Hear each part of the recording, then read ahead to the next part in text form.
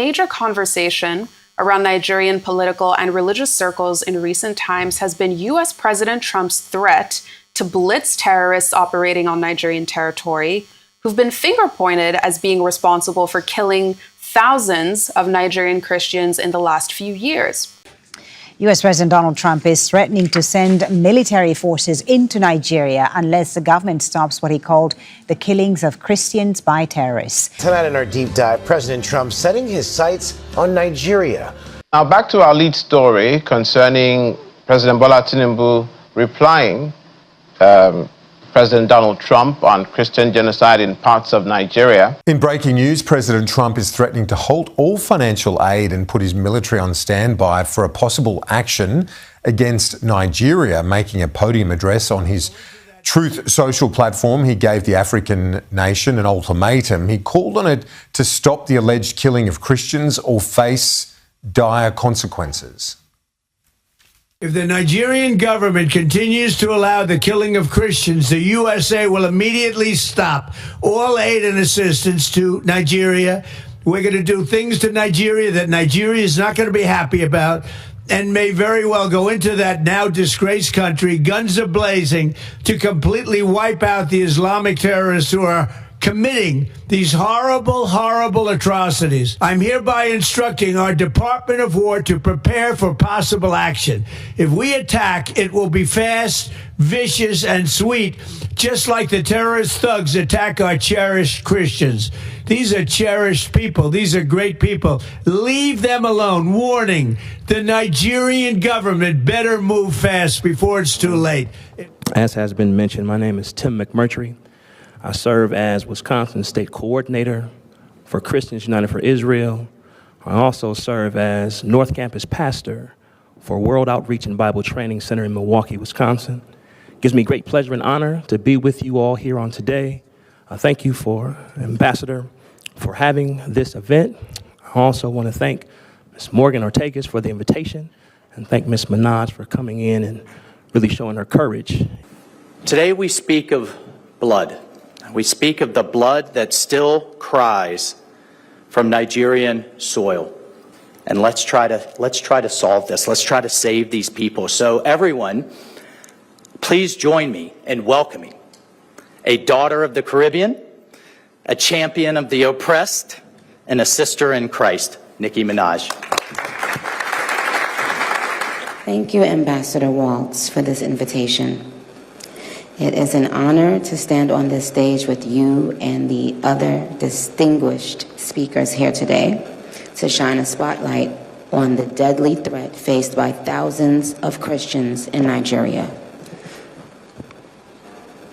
I would like to thank President Trump for prioritizing this issue and for his leadership on the global stage in calling for urgent action to defend Christians in Nigeria, to combat extremism, and to bring a stop to violence against those who simply want to exercise their natural right to freedom of religion or belief. I stand here as a proud New Yorker with a deep sense of gratitude that we live in a country where we can freely and safely worship God regardless of one's creed, background, or politics. Question: why is an ordained pastor a minister of the gospel who is a part of Christians United for Israel and who is a campus pastor introducing rapper Nicki Minaj at the United Nations? And why is the United States representative to the United Nations, Michael Waltz, introducing Nicki Minaj and addressing her as his sister in Christ? Nicki Minaj's entire music career has been about promoting provocative ideas, where she has presented females as nothing more than objects. And then overnight, she has followed the foreign policy of the US Department of Defense, aligning herself with the US President Donald Trump. Something is not quite adding up. For we've been here before. For whenever the invisible government wants to cleverly market its corporate interests that they call a war, they use celebrities to excuse atrocities. I repeat, they use celebrities to excuse atrocities. Do you remember the short documentary propaganda film Coney 2012, which I called Phony 2012? The first most viral video in the digital space with its slick editing and high quality imagery. To mark this failed coup by the deep state, using an online activist as a front, they used a number of very high profile celebrities who tried and failed to emotionally coerce the world to despise a man, a Ugandan warlord called Joseph Kony, a man who nobody heard of prior to that video unless you lived in Uganda. Now it was the people of Uganda who saw the bait and said, "This is a scam. We have not seen this man in years." They alerted the rest of the world, and oil-rich Uganda got spared. But the Department of Defense, the Pentagon, and Hollywood have not stopped using celebrities to market their wars. When the United States wanted to boost the morale and global reputation of the US military, presenting it as the world's savior, in the same year as Coney 2012, in 2012, the film Battleship was released. And to market the US Navy, they employed both actor Liam Neeson and the Bajan singer Rihanna. When the United States wanted to support the Islamic Mujahideen and to dehumanize the Serbs in Bosnia, in the 2001 film Behind Enemy Lines, they used the late actor Gene Hackman to show the US military might in the demographic region of Europe in the Balkans. In the 2003 Pentagon-backed Tears of the Sun, it shows a US Navy SEAL unit led by actor Bruce Willis sent to where? Nigeria in West Africa, in a Christian mission where Nigeria is undergoing civil unrest and Islamic Fulani troops are ethnically cleansing the Christian Igbo and foreigners who get in the way. Sound familiar?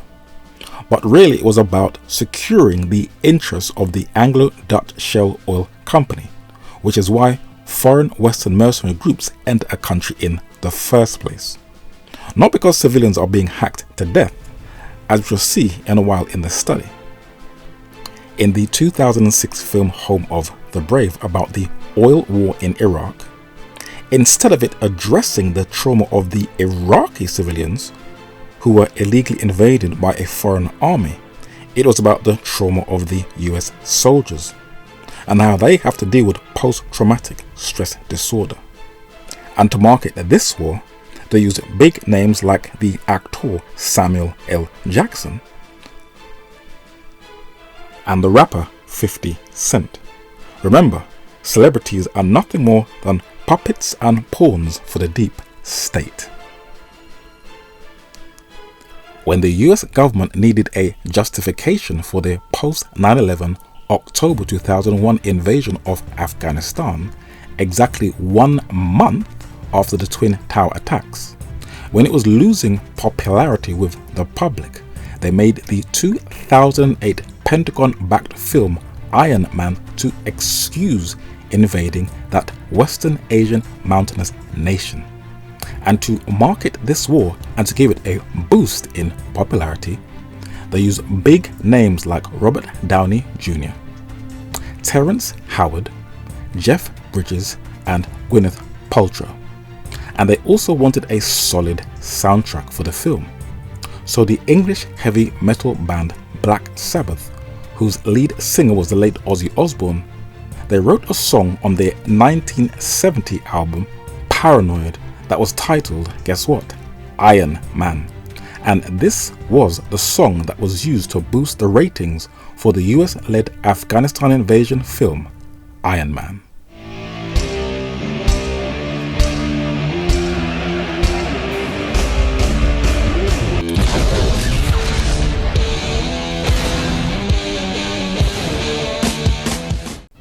Now, many entertaining celebrities are also members of secret societies. This is how many of them climb the ladder of success. When they are approached and are told if they want to be number one in the world, then sell your soul. But once scorned upon, being a member of a secret organization and partaking in occult practices, in the 21st century it is now being indoctrinated to young children as a very popular and cool thing. And children are being told that witchcraft is just a mild bit of fun. They will never tell you the spiritual ramifications and the number of celebrities who either themselves or family members mysteriously die. But that is not the only thing that is sucking celebrities in. They are being lured into fame through petrodollars. Now, when 9/11 happened, the United States invaded both Afghanistan in 2001 and Iraq in 2003, when it was proven that the majority of the hijackers were from Saudi Arabia. And since the Second World War to this very day, the Anglo-American elite continue to retain a close business relationship with the British colonial created state named after the family, the House of Saud, Saudi Arabia. And the Saudis have expanded their economic goals if their petroleum runs out with its Saudi Vision 2030 project, where they are using their gazillions to penetrate into the Western entertainment industry. Now, the 2016 General Entertainment Authority is responsible for Riyadh season, where they have literally penetrated into the entire sports world, with the Riyadh season logo being spot everywhere. If you just look at the promotional videos for each sporting event, it looks like a high quality, beautifully edited film trailer, where the Saudis have been promoting video games, snooker, UFC, football, WCW and boxing. Now, if you look on the arm of the British boxer Anthony Joshua before his fight with Jake Paul, you would see his t-shirt says Riyadh season. And there is one man who is behind this. When Chris Eubank Jr. and Chris Eubank Sr. with US rapper 50 Cent entered the Tottenham Hotspur Stadium in London, England on Saturday, the 15th of November 2025, it drew crowds like no other previous boxing event in the UK for a long time, both in the stadium and online. And when Eubank Jr. entered into the ring, a man came to greet him, a Saudi government official, Turki Alal Sheikh, the chairman of the General Entertainment Authority. And when you look at many modern sporting events, you'll see his face popping up everywhere. And if you read the comments on social media, he is being highly praised as boosting up the sports world, where he is using Saudi gazillions to pay people a fat sum in video games, boxing and in comedy. Well, this shot will tell us if that red closest to the black goes to left corner. If it doesn't, he'll be opening the reds up here. You see, it obviously goes. Let's get ready to rumble! And Riyadh season! It is time to fight! We will put on the greatest live sporting event of all time. And as we start to get closer, the people who are involved in this card are going to start to feel how special this experience is going to be. Everything has changed. Dawn of a new day. You'll never see anything like this ever again in your life. It's a one-of-one. In 2027, we are proud to announce that WrestleMania 43 will take place in Saudi Arabia as part of Riyadh season. The International Olympic Committee is partnering with the Riyadh-based Esports World Cup Foundation to host the first ever Esports Olympics in Saudi Arabia in 2027. Some of the biggest names in comedy have been performing at a very controversial festival in Saudi Arabia this past week, and they've been criticized by some for appearing to give legitimacy to a government with a very troubling human rights record. Holly Williams, who has reported inside Saudi Arabia many times, says the festival has divided the world of stand-up comedy. Dave Chappelle is one of the highest paid entertainers in the United States of America, who has accumulated a fortune of a net worth of $70 million. But when the Riyadh season Saudis offered him a heavy paycheck, some say up to $1 million, to perform in Riyadh, Saudi Arabia. As a practicing Muslim, he made another mistake of another black convert to Orthodox Islam, as very few Americans travel abroad to see how the rest of the world functions. I'm a Muslim. I believe in the religion of Islam, which believes in brotherhood, complete brotherhood of all people. Malcolm X, when touring the Middle East, believed that he was around a color-blind Islam. Boy, was he wrong. If he was alive today, he would have definitely thought differently. He was a popular American personality whose very light-skinned complexion that he probably inherited from Louise Norton Little, his Grenadian mother, was non-threatening, where he could easily blend in as a popular figure in those countries in the Arab Islamic world. In a meeting with King Faisal of Saudi Arabia, Malcolm X was ill-informed of the 500,000 slaves held in that Saudi kingdom, and the other blacks who were held as slaves in Arab-dominated nations. Now, Dave Chappelle foolishly said that there was more free speech in Saudi Arabia than there is in the United States of America. Whether he was fully aware of it or not, he sounded just like President Donald Trump, who excused the killing of the Saudi journalist who worked for the Washington Post. Dave Chappelle, like Malcolm X, was ignorant to how Saudi politics works, where even juveniles are sentenced to death who speak against the government. And if you are a journalist in Saudi Arabia and you speak out against the House of Saud, you will lose your life. So no, Saudi Arabia is not a land of free speech. But with celebrities being paid a huge lump sum, it makes them stay in their lane. So Nicki Minaj is just following the ideas of the deep state, which may include Project 2025. But the situation in Nigeria, which she is promoting, is not that straightforward. And you have to carefully and patiently listen to different sides and go over peer-reviewed data before jumping to conclusions emotionally. Let's go straight in. We've been having this conversation now since that post by the US president claiming that there is a Christian genocide happening, particularly in the northern part of the country. Now, you're the chairman of the Christian Association of Nigeria in the north, so I'm sure you'd have a better picture of what is happening. So my first question to you, which has been asked to a number of people with differing answers, is this: would you consider what is going on right now against Christians in the north as a genocide? And then going back to your take around conversation, dialogue as a response to the US. What does this mean? Can you break that down further for us? What does dialogue, or what would dialogue look like? Let me go straight to your question.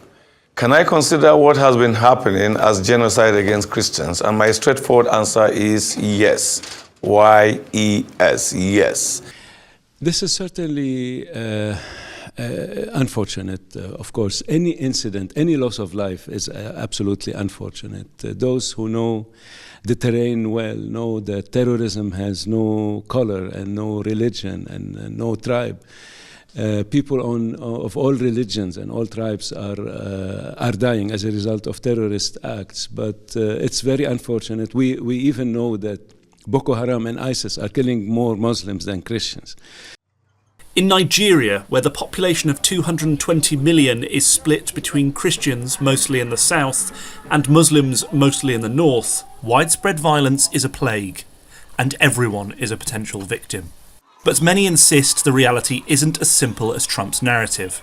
Experts and data say that while some attacks target Christians, they are a small percentage of overall attacks that appear to be motivated by religion. The numbers indicate that across the country's north, most victims of overall violence are Muslims. Each year, there is variation. If we look at the number of fatalities in 2025, so far there's actually been more Muslims killed in these sort of religiously targeted attacks. But in 2024, the opposite was true. There were more Christians killed. So these sort of trends do vary year on year. Nigeria is ground zero, the focal point of the most brutal and murderous anti-Christian persecution in the world today.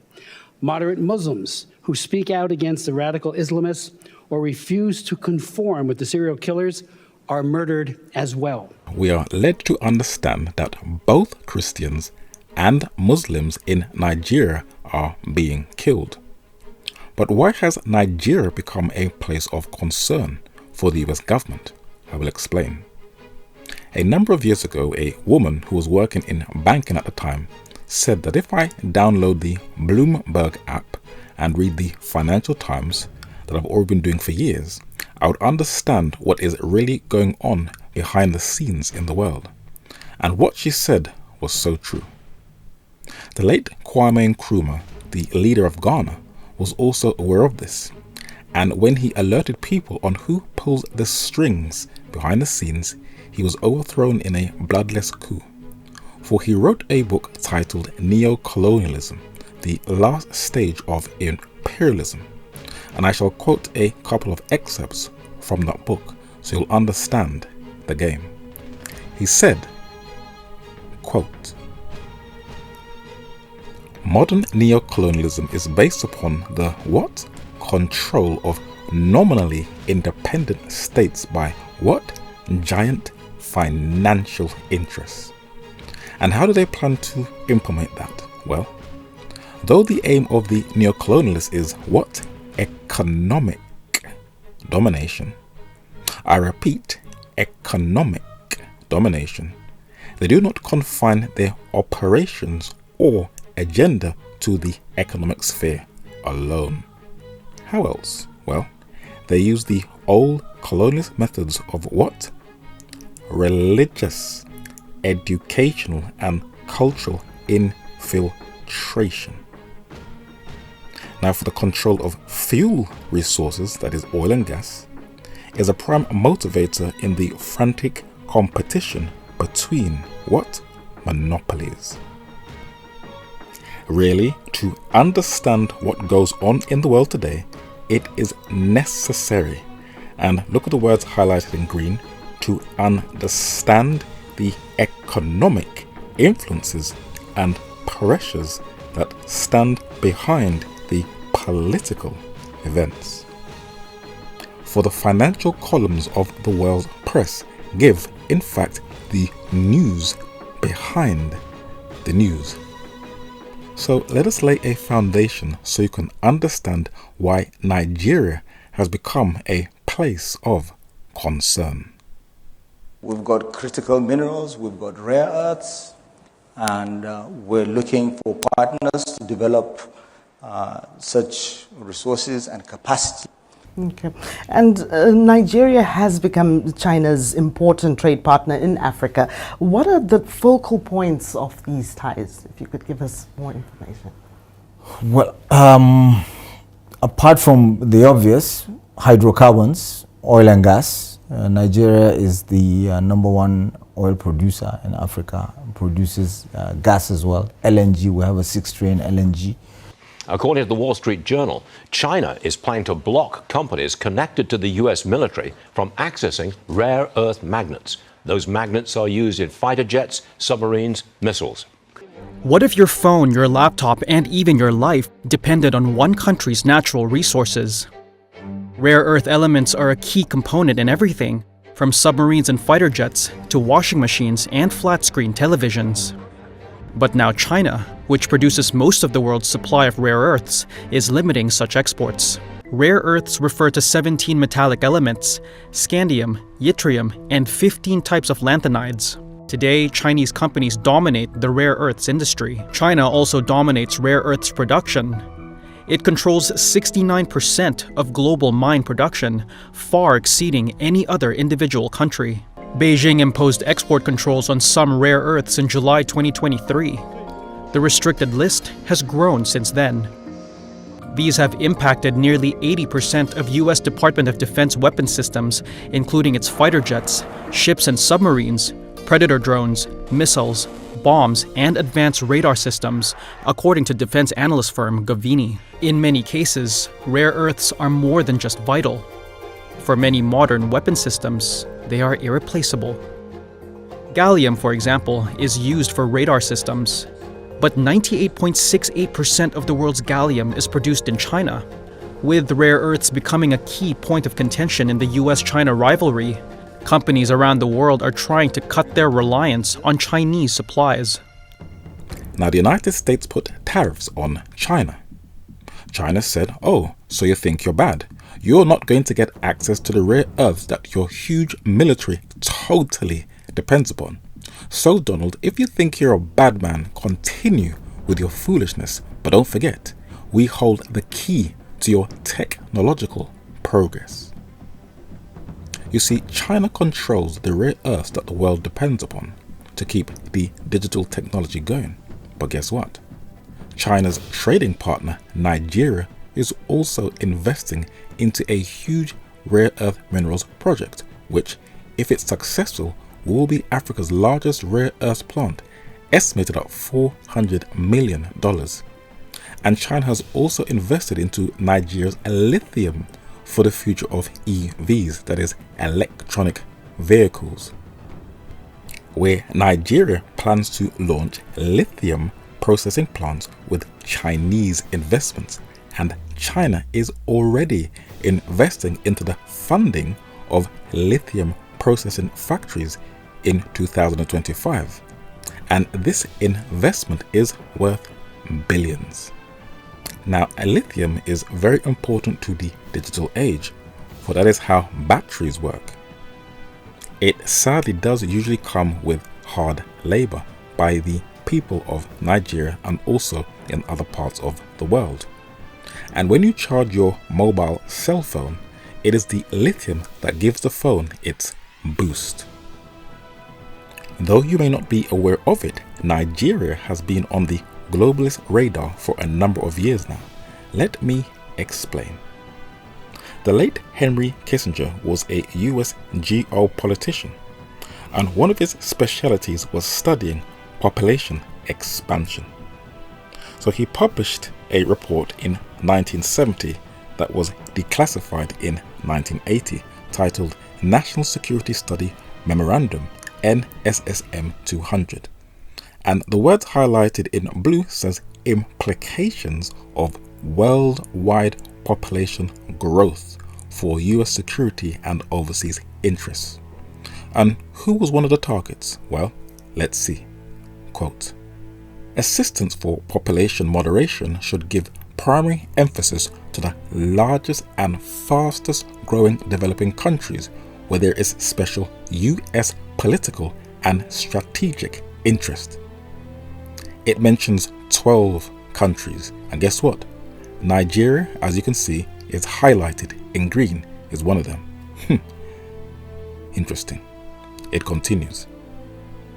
African countries endowed with what? Oil rich and other what? Natural resources may be in a better economic position to cope with population expansion. Now, who falls into this category? Well, Nigeria. Now remember, this was produced in 1970. Already it says the most populous country on the continent, with an estimated 55 million people in 1970. Nigeria's population by the end of this century is projected to number 135 million. This suggests a growing political and strategic role for Nigeria, at least in Africa south of the Sahara.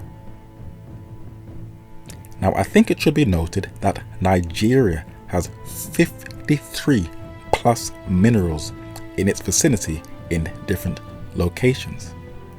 But what is very strange is that 1 minute Trump calls Nigeria bleep hole countries, he bans Nigerians from getting visas from entering into the United States, especially outspoken critics of his first and second administration.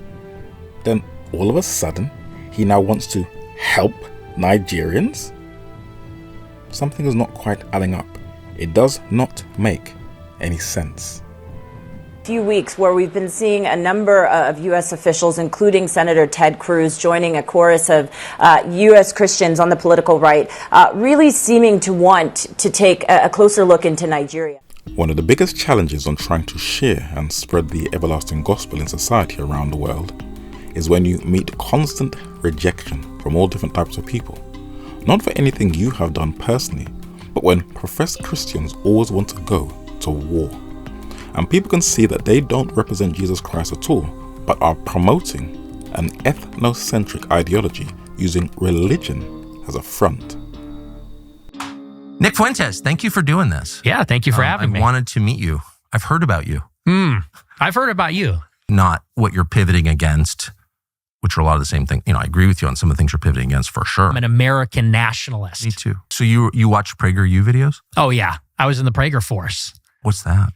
It's a Facebook group for college kids, and they promote the PragerU videos. But I'll never forget one show. He goes live, and he says, America's becoming a majority non-white country. Does anybody think that's a good idea? And I was thinking to myself, yeah, that actually doesn't sound so good. I didn't really even think that America's becoming majority minority like that. Wait, so you were radicalized on race by Mark Levin? Yes. Are you making that up? That's a real story. Amazing. Mm-hmm. He planted the seed at least. I know who I am. I had a very firm grounding of what I'm about, which is that I was deeply Catholic, and I still am. So I go to college, and I'm just, at that point, a huge Trump supporter. So for us, he was like the savior of Western civilization. Tucker Carlson. What role do you think Tucker Carlson should play in the Republican Party and the conservative movement going forward? Well, I found him to be good. I mean, he said good things about me over the years. I think he's good. We've had some good interviews, but you can't tell him who to interview. I mean, if he wants to interview Nick Fuentes, I don't know much about him, but if he wants to do it, get the word out. Let him, people have to decide. Ultimately, people have to decide. Though people claim right-wing extremism is tearing MAGA apart, both Tucker Carlson and President Donald Trump have endorsed its rising star, Nick Fuentes. That is how ideas spread, when they are endorsed by the higher-ups. But when the peer-reviewed PLOS One was closely reviewing the political views of the MAGA, short for Make America Great Again movement, they saw that highlighted in blue that MAGA Republicans are more likely than others to endorse political violence. And this is why the Huffington Post said that MAGA-aligned Christians act in ways that contradict Jesus' teachings. Now, Making America Great Again is a covert ethnocentric term where throughout its short-lived history, these Christian nationalists want to retain that status quo. Don't you find it very strange that MAGA has an interest in the people of Nigeria? That's very odd. For the Nigerians' distant relatives in the United States under Trump 2.0 are quietly being removed out of prominent positions in government and in the media. They even want these foundational black Americans to be removed out of history. So why does MAGA have sympathy for the black Christians in Nigeria but don't want to integrate with the black Christians in America? Well, you have to understand what type of Christianity people in America uphold. I hate my opponent, and I don't want the best for them. I'm sorry. Have you ever asked God for forgiveness? That's a tough question. I don't think in terms of, I'm a religious person. Shockingly, because people are so shocked when they find this out. I'm Protestant, I'm Presbyterian, and I go to church and I love God and I love my church. And Norman Vincent Peale, the great Norman Vincent Peale was my pastor. The power of positive thinking. Everybody's heard of Norman Vincent Peale. He was so great. I think if I do something wrong, I think I just try and make it right. I don't bring God into that picture. I don't. No. Now, President Donald Trump says he hates his enemy, though Jesus Christ instructs us to act differently. He also says he does not ask God for forgiveness, but he identifies himself as a Presbyterian, a Protestant. He says his former pastor was the late Norman Vincent Peale, whose famous book was New Age Philosophy for the Christian Mind, titled The Power of Positive Thinking, a precursor to the ideologies of Tony Robbins and Deepak Chopra. Now, Norman Vincent Peale was a Freemason. This is confirmed by the website of the Grand Lodge of British Columbia and Yukon. But what level of Freemason was he? Well, if you go onto the website of the Scottish Rite of Freemasonry, the Supreme Council 33rd Degree, they openly show Norman Vincent Peale as one of their members. This is probably where the positive thinking idea came from. Now, you are going to get those fanatical MAGA supporters who linger around people's DMs defending Donald Trump, saying he is King Cyrus and, oh, he's a flawed man. And like Satan, they will quote scripture to justify their arguments, for they think his actions should go unchallenged. They will quote 1 Timothy chapter 2 verses 1 and 2 and say that we should pray for all those that are in authority. And I totally agree. But they should also be challenged when their decisions affect the masses. Let us give an example. In Luke chapter 3 verses 1 and 2, in the Middle Eastern province of Tiberius Caesar's Roman Empire, it mentions an individual called Herod, who was the Tetrarch of Galilee. A tetrarch is a ruler or a governor of a province.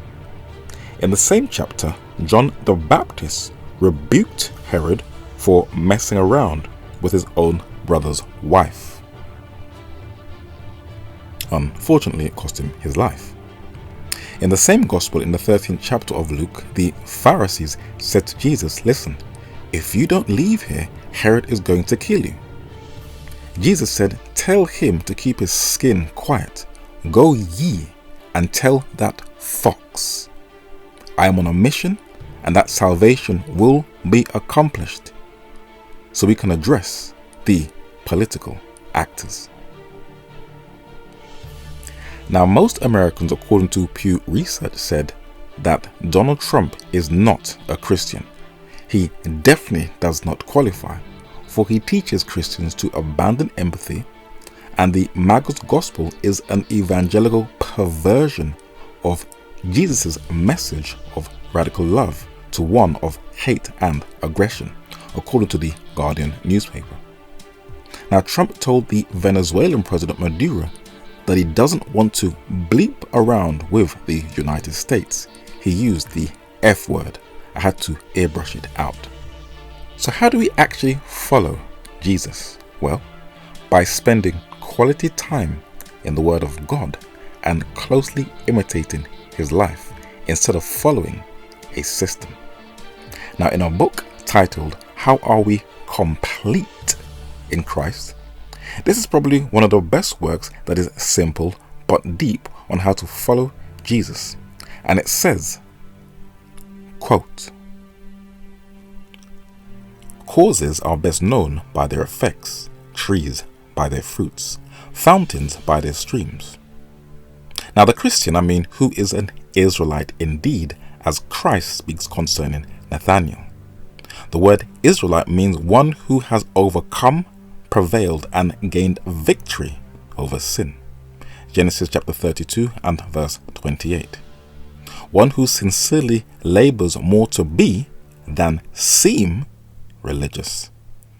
One whose great care is, that is, his heart may keep an even place with his tongue in all his outward professions. Can somebody please screenshot this quote and send it to Donald Trump and apply it to yourselves? Are you comfortable under Christ? He says. Is the same mind in you that was in him? Are you holy and humble and self-denying, and in all things followers of that pattern which he has set before you in his own example? The great and main condition is self-denial. And man, oh man, is that a challenge. Read it in Luke chapter 9 and verse 23. Together with a full resignation of ourselves to Him, and self-denial, if duly considered, is the greatest self-advantage. As tough as this Christian journey is, let us keep striving to be like Jesus Christ. Question: have you ever wondered why President Donald Trump, the self-proclaimed Prince of Peace, wants to bomb both Venezuela in South America and Nigeria in West Africa? Whenever you talk about Venezuela, we have to be able to talk about energy. So let's get started with kind of the recent history of Venezuelan oil production and talk a little bit about the geopolitical implications of what may be happening. Sure. A couple of things about the Venezuelan barrels. First, they're heavy and sour. They work well in the refineries in the Gulf Coast here in the United States. Starting in November of 2022, when the Biden administration granted a general license to allow Chevron to resume production and export activities, you can see production rising from roughly 600,000 barrels per day, to just a little bit over 1 million, depending on which statistical outlet you get your data from. 650,000 barrels per day that we've done is the largest single train, not only in Africa, in the world. And we just wanted to make a point, and which we have now, achieved. So the wealthiest black individual on the earth, the billionaire Nigerian businessman, confirmed that Nigeria has the largest oil refinery on the earth. Although they are the highest producer of oil in Africa, recent discoveries have shown that they won't totally depend upon their LNG. The Nigerian Minister of Solid Minerals Development confirmed that Nigeria has $700 billion worth of mineral wealth. To name a few, it has sapphires and emeralds, marble, copper, gold, limestone that makes up 10% of the planet's surface. It has timber, and it has 13% of global tantalum output, and coal that will be used for $7 million daily exports for fertilizers. It also has something else that is essential. When you use transport on the road, there is a material that keeps your roads pristine. It is a liquid, oily substance called bitumen. And when you see workers on the road drilling, digging, and shoveling to make the roads more safe for transportation, it is the bitumen that is used on the roads. Now, in a peer-reviewed report, a case studies in construction materials, when it was analyzing the bitumen in Nigeria, this 2016 study said, quote, Nigeria is greatly endowed with large deposit of natural what? Bitumen at Agbabu, Odo State. The country was reported to have a proven reserve of about 42.47 billion tons of bitumen, a quantity which is estimated to be, guess what, the second largest in the world, but yet to be explored for economic purposes. So Nigeria has the second largest bitumen reserves on the entire planet. So before you emotionally react to why a country goes to war, always type up the country's natural resources and you'll understand the conflict. Now, if you read this article in the London Guardian newspaper, you'll see that Nigeria has been a target by Western colonialists for years if you study the walls of Benin. Now, if you go into the British Museum, you'll see the Portuguese carved into both metal and ivory. And in the 16th century, these Portuguese said, according to that newspaper article, that there was no crime, they had street lamps, and they had a well put together drainage system in Nigeria. And the Portuguese were trading with a highly sophisticated African state. They knew it. When curators have observed the African artwork in Nigeria from the Nok culture of around 1000 BC to the Igbo Ukwu culture, as this head is you can find in the British Museum, the Ife art and the Benin art, they are now admitting, reluctantly, that in the London Independent in the year 2010, in an article titled Sculpture that was deemed a bit too complex for Africa, it read, quote, "Sculptures discovered in Nigeria and neighboring Benin is now accepted by the curatorial community that the advanced artistic techniques used to create this sculpture were more advanced than those of Renaissance Italy and comparable to those of the artist Donatello." Despite of this, Europeans got a bit greedy and they started to use black bodies from West and Central Africa to economically sustain their colonies and plantations. But if you think that when slavery was abolished in the Americas, Nigeria, a colonial name, was now left alone, well, that's what you think. It still became a target. The late John Maynard Keynes was a British economist who has been called the father of global modern economics. When observing the benefits of African wealth to Europe, he published a book titled The Economic Consequences of Peace, and he detailed what will benefit the European economic market. And he said, quote, "One of many novelties, the resources of tropical Africa then for the first time came into large employ, and a great traffic in what? Oil seeds began to bring to the table of Europe in a new and cheaper form one of the essential foodstuffs of mankind. In this economic El Dorado, in this economic utopia, as the early economists would have deemed it, most of us were brought up." So the Nigerian palm oil trees were essential to the European economy at one time. And even when it was shifted to Asia, in Nigeria to this very day, families still pick these in high number for the global market. But even at the height of its profits, it created a problem in the region in the 19th century. For it wasn't the British imperialists alone who profited from the palm trees, but local chiefs also became wealthy from this plant. What I'm about to say is documented in these two books, The Life of James Pinson Labulo Davies on the left and Jaja King of Opobo on the right, both almost 300 pages long. James Davies was a 19th century wealthy, self-made middle-class Yoruba Nigerian businessman.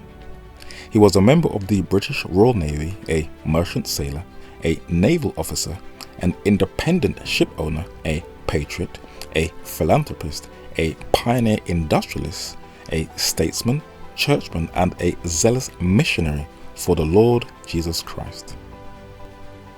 He acquired his vast wealth by becoming a pioneer in cocoa cultivation. Now, in the obituary of King Jaja of Opobo in August 1891, it showed that this powerful 19th century Nigerian trader acquired a huge amount of wealth from the palm oil industry. Now, he was born into slavery in Africa, but he rose from slavery to become a king, and he became a middleman in the palm oil trade, who controlled all the important trade routes along the rivers with his strong connections to tribal chiefs. Now, European traders thought that he was just too wealthy and powerful and saw him as a threat to their financial interests. So they arrested him, tried him, and shipped him from West Africa to the West Indies in the Caribbean, where he was like a celebrity in the Caribbean's eyes. But I have to make it unequivocally clear, if you do not understand the past, you will not make sense of the present. And as this study starts to wind down, I will show you why these places are still targeted to this very day. The challenge, however, is I think Africa also has a role to play in this large conversation. It's a continent that is blessed with all of the things that we have. It just isn't making the right impact. With Congo alone, that can add what is almost 30% to their GDP, and that can transform the entire continent. To really understand Africa's historical roots, we have to study the most reliable historical document on the earth, the Holy Scriptures. Now in Genesis chapter 2, we are introduced to the very first habitation for man. Our first parents were put into a place called Eden, and it was a garden that was eastward in Eden. And in that botanical environment, there was a river that was to water the garden that branched into 4 heads or 4 rivers. One of the rivers, according to Genesis chapter 2 and verse 13, was called Gihon. It surrounded the whole of Africa, which the ancient Greeks called Ethiopia, that the Arabs called the Sudan, but the Bible calls it Kush. Today, demographers and topographers have observed that the 1569 world map by Gerardus Mercator, the Flemish cartographer, still the current world standard atlas since the 18th century, has many flaws, and the continent of Africa is a lot smaller than its actual size, and it has misrepresented its volume. China, India, and the United States can comfortably fit into Africa with plenty of space to still move around. But how big is it? For it is huge. It has 30.37 million square kilometers that covers 20% of the planet's land area and 6% of its total surface area. It holds 65% of the world's arable land and 10% of the planet's internal renewable water source. It is considered the most diverse continent for animals, with the largest megafauna species and freshwater fish. This is due to its varied ecosystems and its consistent climate, unlike the northern hemisphere, where many of its creatures died during the Ice Age. Africa is home to some 30% of the world's mineral reserves, 8% of the world's natural gas, and 12% of the world's oil reserves. It has 40% of the world's gold, with the largest reserves of cobalt, diamonds, platinum, and uranium. Apart from the short episode of the Black Pharaohs conquering Egypt, with the biblical Taharka temporarily expanding into Europe, they have never been a world conquering power. Well, they didn't need to, when they have all the natural resources at their disposal, and plenty of land. Now, when the prophetic clock started to tick with the countdown of world empires and their rise and fall to the end of time, God used different metals and wild animals to symbolically represent different conquering nations.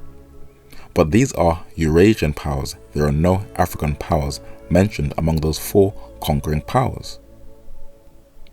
For to be a conquering power, you have to be brutal.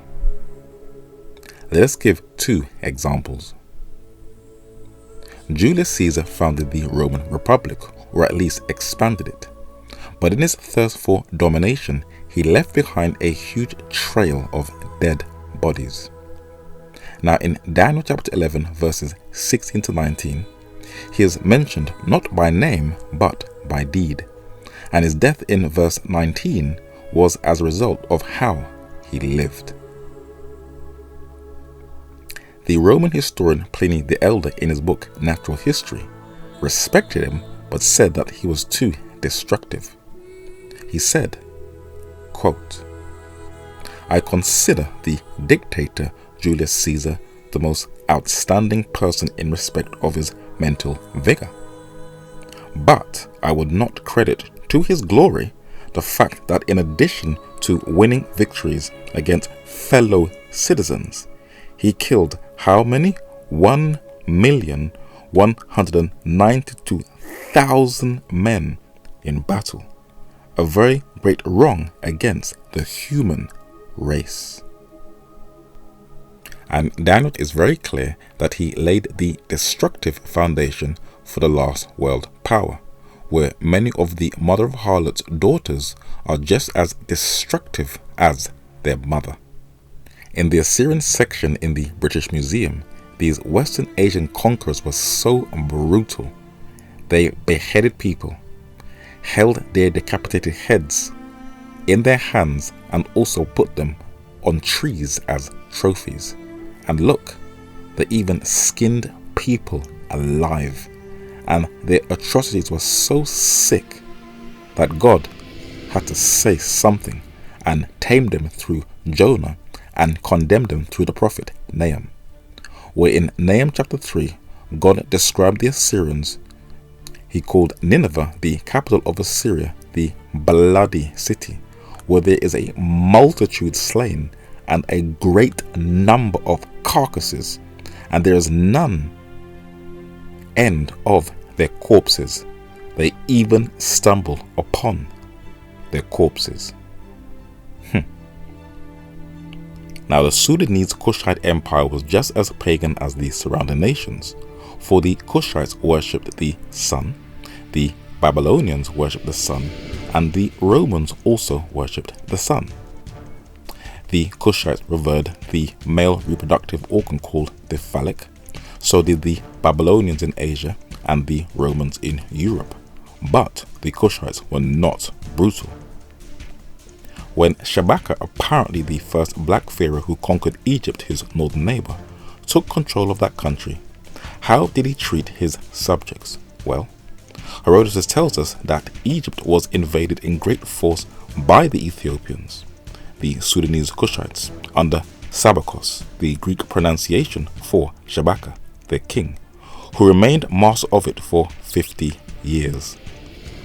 When an Egyptian committed a crime, it was not the custom of Sabakos to punish him with death, but instead of the death penalty, he compelled the offender, depending on the serious nature of the crime or offense, to raise the level of the soil in the neighborhood of his native town.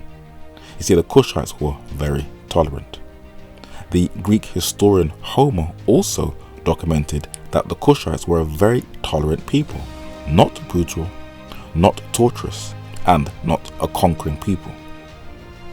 And a Haitian scholar, when studying the classics, picked up on this, and he documented it in a book titled The Equality of the Human Races by the Haitian scholar Joseph Furman. When quoting the passage of Homer's Iliad and Odyssey, he said, quote, Homer, among other passages in the Iliad, states that the Ethiopians were renowned for their justice. Jupiter came down yesterday toward the ocean to attend a feast in the land of the Ethiopians, who are renowned for their justice, and all the gods followed him. How better can one praise a nation and a race than to depict it as a friend of the gods? Today, the Sudan, who both Herodotus and Homer described, is a very different place that is described as the worst humanitarian crisis on the earth. Allahu Akbar. The symbolic Sudanese city of al-Fashir has fallen to paramilitary forces after weeks of intense battles and a brutal 18-month siege. Aid workers and advocates have warned of the humanitarian catastrophe that will unfold if al-Fashir falls to the rapid support forces. So what does their takeover mean for the people of Darfur and the state of the war in Sudan? The destruction of Sudan's cultural heritage and what that loss means for its people and for the very idea of Sudanese identity. This is a gold mine in northern Sudan. Sudan is the third largest gold producer in all of Africa, behind South Africa and Ghana. Gold makes up 70% of its exports, and it's estimated 85% of that comes from small-scale mining, not large industrial operations. The country's officially declared gold production has nearly doubled since the start of the war, 65 tons of bullion last year, but the real figure is estimated to be much higher. Analysts say most of the illicitly exported gold is smuggled abroad by the paramilitary RSF.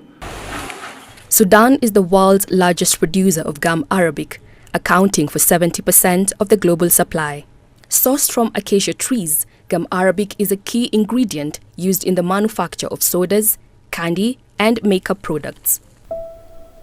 Makeup brands, the company like Nestle and her cereal, Colgate toothpaste for your teeth, M&M chocolate, the soft drink company Coca-Cola, and the many sweets or candy that we consume every day all have one thing in common. They totally depend upon the ingredient gum arabic that comes from the Sudan that produces most of it. So the world depends upon the Sudan for this product. But more light is coming out on who is stoking the war, and it is a lot of players. Ukraine, China, Russia's Vladimir Putin, UAE, Iran, and guess what? The Western bankers, where 60 European banks are suspected of influencing tensions in the Sudan, where they have invested over $761 million against civilians in South Sudan. Many of these banks have been exposed and have had to pay damages for their atrocities, like the French bank BNP Paribas. What does Sudan have what outside players crave? Well, it has vast oil, gold, and agricultural resources, but it is also where it is geographically located. In an interesting article on CNN titled "Sudan's Bloody Conflict is Plagued by Foreign Influence," a portion of it says some already covered, quote, "Sudan is seen by many as strategically important within the wider region. It is a bridge between the Middle East and Africa, where Sudan controls some 500 miles of the Red Sea coast along a major shipping route. It has plenty of agricultural land and significant gold deposits. It is the world's top producer of gum arabic, a food, pharmaceutical, and cosmetic ingredient. It also plays a key role in water diplomacy in the region, with some 400 miles of the Blue Nile flowing through its territory. So the Sudan is demographically located in some of the key global maritime trading routes, and whoever controls the sea lanes controls the world. But what is very interesting that from its very earliest inception, it has always been a target for war. Now, in the British Museum, this 14th century BC painting of Kushite Sudanese Nubian archers are warring with their northern neighbors, the Egyptians. This painting is the 1885 Battle of Abu Klea between the British Army and the Sudanese Mahdi forces. And the historian Dus Muhammad Ali, the British missionary-educated Sudanese Egyptian, in his book In the Land of the Pharaohs, details the background to that bloody conflict. But when scholars have traced the oldest known war in the post-flood earth, it has been traced to, guess where? The Sudan in northeast Africa. So unfortunately, it is a land that does not get much time to rest. But today, in a climate where people are looking for the most ancient records to put the pieces of the past together to understand the present, people are tracing some of the oldest customs in the world to the Sudan, for it has a history that has been highly ignored and overlooked for too long. And it has come for that time for people to write their own narrative without outsiders dictating to them how they should interpret who they are. And in the age that we are living in, there are people who are sincerely searching for the truth, and they want clarity, not speculation. So it is very important that we set the record straight. For a false view and a wrong interpretation of history can give a person a distorted view of the Creator, where they will lose out on eternity. So let's fit in those missing pieces in the jigsaw puzzle. There is a current held deep-rooted belief that the light of the everlasting gospel first came into Africa via Western imperialism. But they failed to mention the first Sudanese convert to Jesus Christ in Acts chapter 8.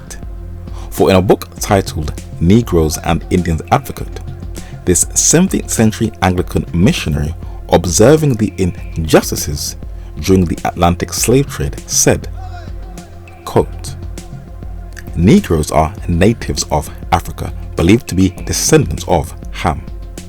Did not the God of this world admitted into the church both the Egyptians, among whom Saint Mark was bishop, and the Ethiopians, unto whom Saint Matthew and other of the apostles preached, and the Holy Ghost especially commanding Saint Philip to preach to the eunuch, a nobleman, as is supposed, of the same country." First witness. In another book titled The Egyptian Sudan, the late English Assyriologist and Egyptologist Sir Ernest Alfred Wallace Budge more or less reiterates the same thing concerning the Sudan, and he said, quote, "The Christianizing of the northern Sudan was as a result of the preaching of Saint Mark in Alexandria, and the phase of Nubian Christianity that is currently known to us bears the marks and character of the form of Christian belief and teaching were promulgated by the Jacobite or Monophysite patriarchs of that city." Second witness. Prior to the gospel entering onto the plains of the Sudan, what influence has the Sudan had on surrounding cultures? Well, I watched this discussion of these Sudanese Americans titled The Ladies of Sosa podcast, and I learned something that was very, very interesting. One of the men who was on the panel said, henna, that has been routinely credited to the Muslim Arabic world, is actually from the culture of the Sudan, as the henna plant is found in the River Nile. I have not seen anyone challenge it as of yet, but there was something that was definitely for true. Throughout the Arab Muslim world, both men and women wear this attire, this item of clothing called, and forgive me if I pronounce it wrong, the jalabaya, a full-length outfit that leaves room for the neck.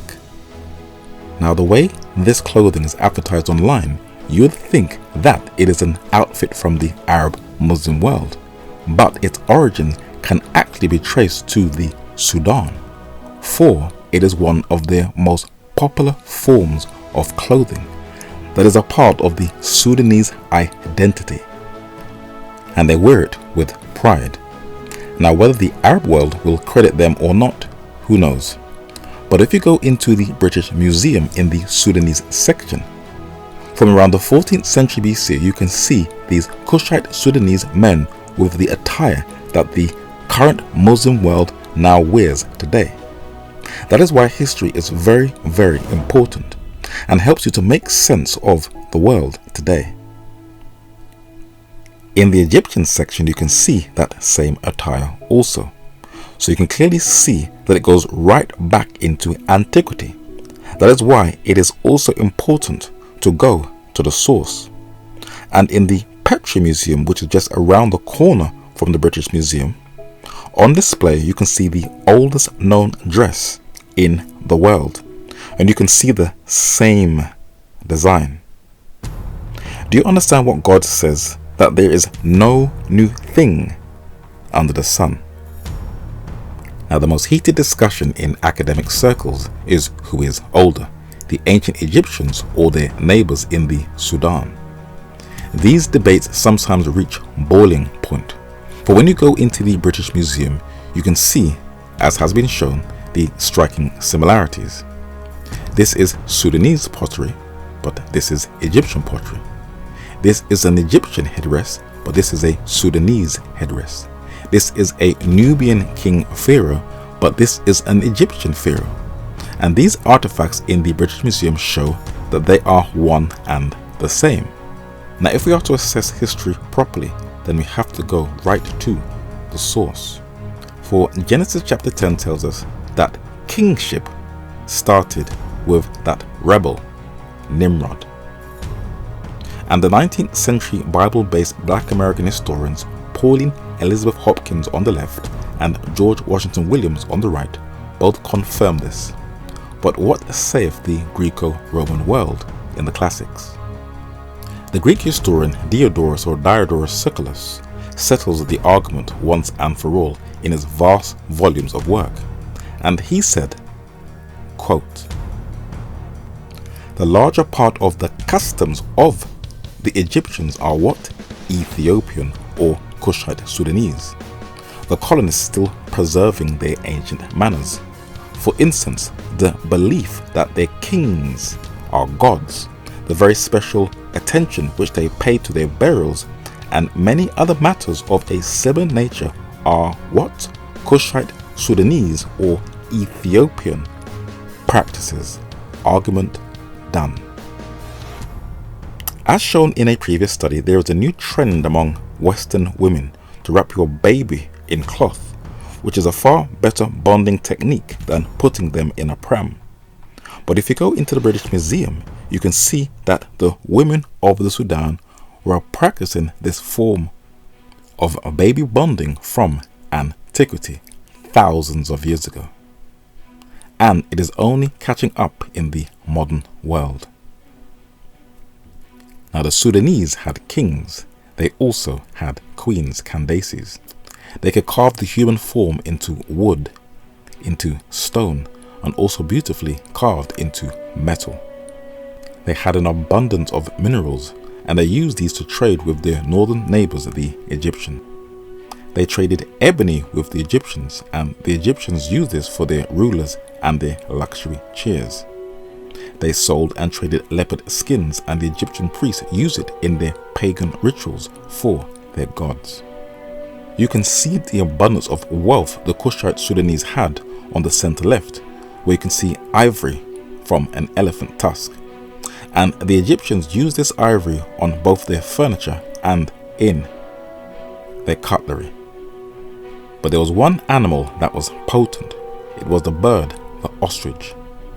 And this was one of the most prized creatures in the ancient world for trade. The Nubian kings and their chiefs wore the 2 ostrich feathers on their heads, as well as Nubian soldiers. The Egyptian pharaohs wore the 2 ostrich feathers on their head, as well as the Mesopotamian kings also. But it was their huge eggs that was the #1 prize. As you can see on this wall painting in the British Museum, that the ostrich, indigenous to Africa, was traded. You can also see that they also traded their eggs. And if you look around the British Museum, the Sudanese have an ostrich egg on display that they use in their culture. You can find a number of ostrich eggs in the Egyptian section, and there is also one in the Ashmolean Museum in Oxford, where it is highly decorated with animals. In the Levant, that is the land bridge between Africa and Eurasia, they also have an ostrich egg. Now, in both the Ashmolean Museum and the British Museum in Ur of the Chaldees, you can see that they really took decorating the ostrich eggs to a whole new level.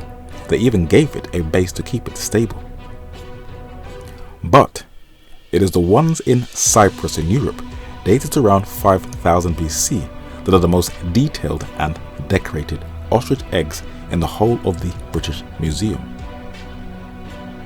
And it has many scholars intrigued. It not only shows that men were highly sophisticated at that time, but it shows that the Sudan, through its ostrich eggs, was part of a complex trade network that included Europe, Africa, and the Middle East, according to the Daily Mail. But it didn't stop there. If you ever visit the Bank of England Museum, there is a section on gold, and on display is a gold bar. My goodness, these things are so heavy. If you ever try and pick one up, your hand will definitely hurt. And the Kushite Sudanese, if you look in the British Museum, had so much bling bling. They had loads of gold, and yes, they traded it with the Egyptians, where they used it for their pottery and for their coffins to entomb their mummies. And one of the root causes of the war in the Sudan is, guess what? For the gold. And investigative research has shown that both the Russian Wagner Group and the UAE work together to create genocidal bloodshed, all for the gold in that country. But it's not for the gold only. As Africa has 65% of the world's arable land, the Gulf states, who are greedy with their dry deserts, are just buying up loads and loads of African land. That includes the Sudan. Because even with all the wealth that these greedy Islamic Arabs have, they still want more and more and more, at the expense of human lives, where the world has closed a blind eye to the sufferings in the Sudan. Do you want to know why? Do you really want to know why? Always follow the money. Now, Forbes published an in-depth article on the world's richest Arabs, and you can read the article for yourself. And it includes the UAE family, who have a $300 billion fortune, who are classed as the richest family on the earth.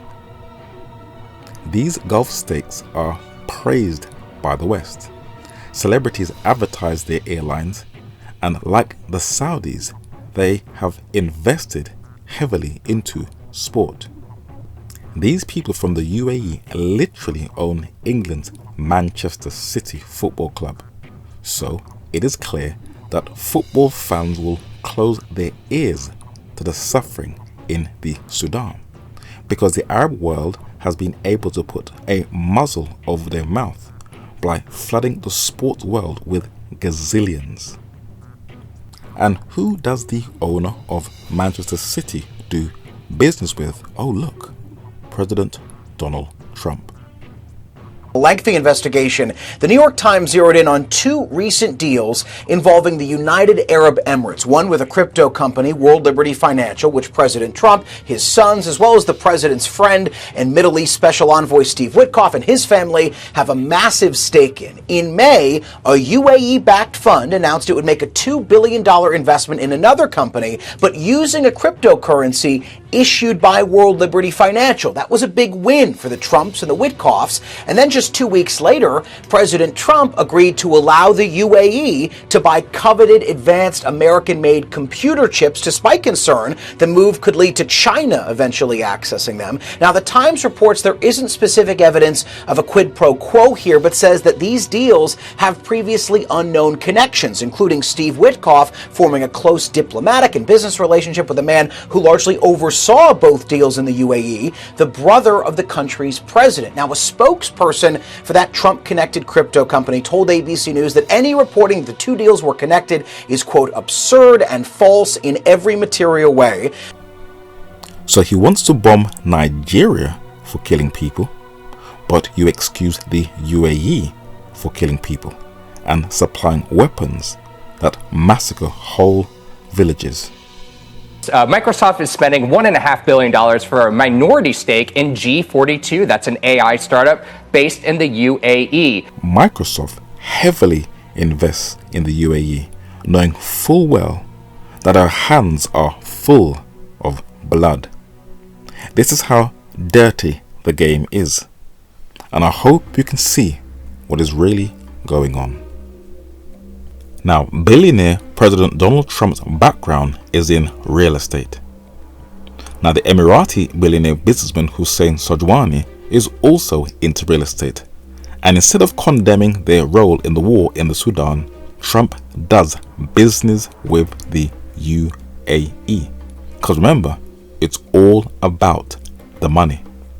And don't forget that Trump's son-in-law, Jared Kushner, his background is also real estate. And he has recently, in 2025, has turned into a billionaire. How?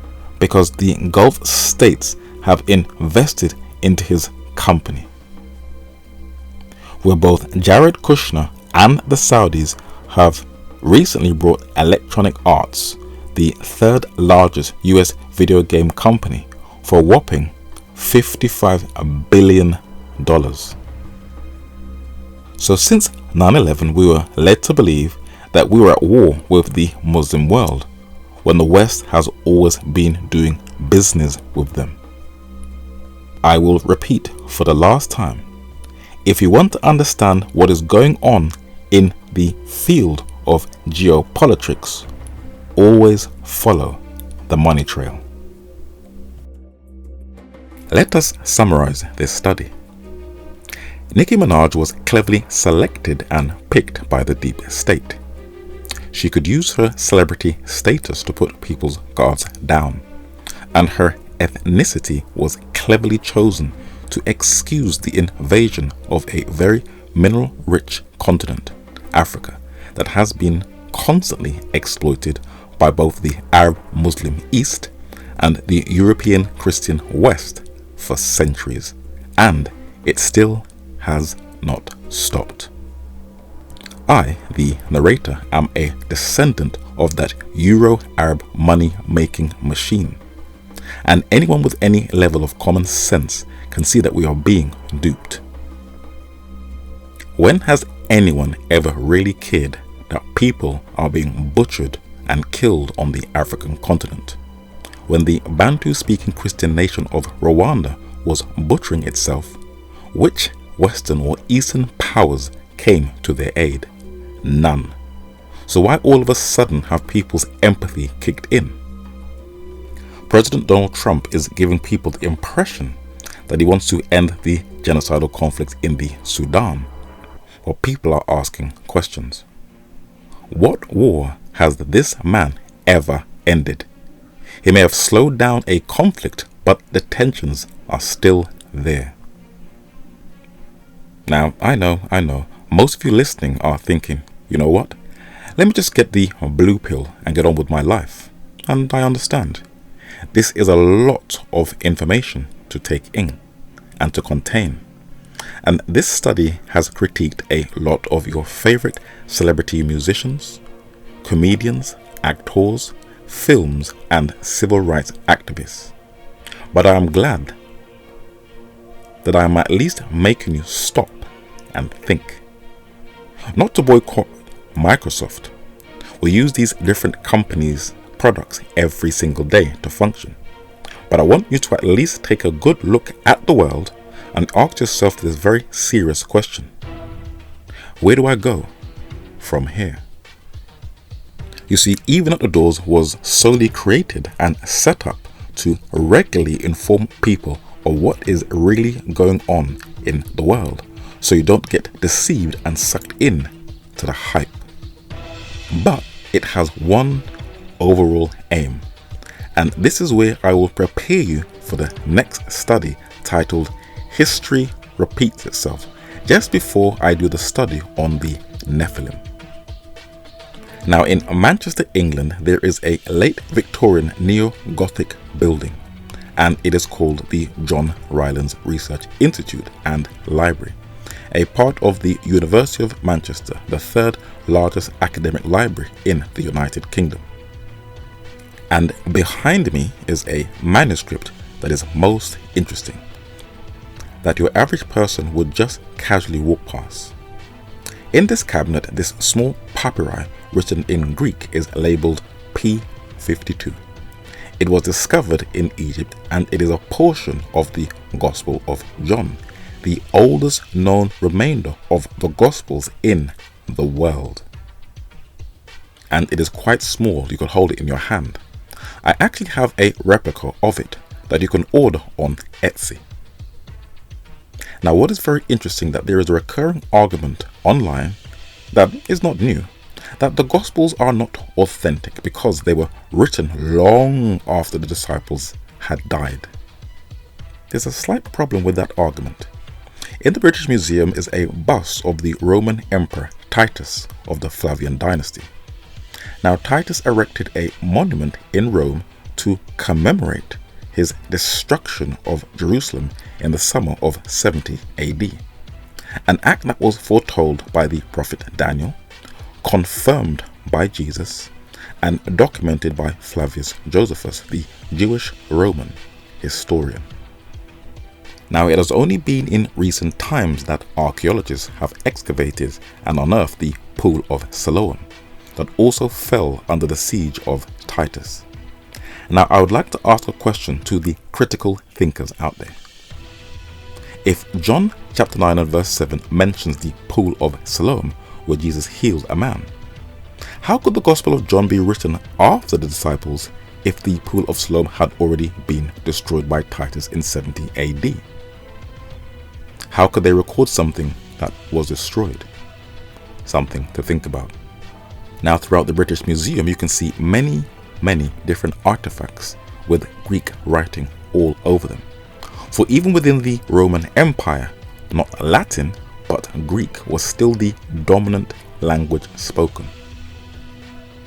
So another dry argument was presented, and they say if Jesus spoke in Aramaic, which is a northwestern Semitic language from Syria, which is very similar to Hebrew, that many modern linguists are trying to preserve, for it is becoming endangered, then why are not the Gospels and the whole New Testament written in this language? Well, have you ever heard of the term lingua franca? It means, and highlighted in yellow, any language spoken or understood by various peoples over a wide area. Now, according to National Geographic, at its height, if you look at the words highlighted in blue in CE 117, Rome controlled all the land from Western Europe to the Middle East. So if the Roman Empire spanned throughout Afro-Eurasia, there were parts of it in North Africa, the Roman statesman and lawyer Cicero said something that was very uniquely prevalent within the empire. The Romans, the scholar William Whitaker said, had the widest empire, yet Cicero himself, in his oration for the poet Archias, bears witness that the language of the Greeks was more widely extended than that of the Romans. Formerly, the Greek language had various dialects, the Ionic, the Doric, and the rest, yet all Greeks were able to understand each other. So this is why the New Testament was written in Greek. And in this next study, hopefully coming out in the year 2026, if life is spared, I'm going to show you why it is important to study history, because we are all just reenacting what our early forefathers did. So as I encourage you at all times, every single thing you have seen in this study, please go and research everything for yourself. Until the next study, see ya.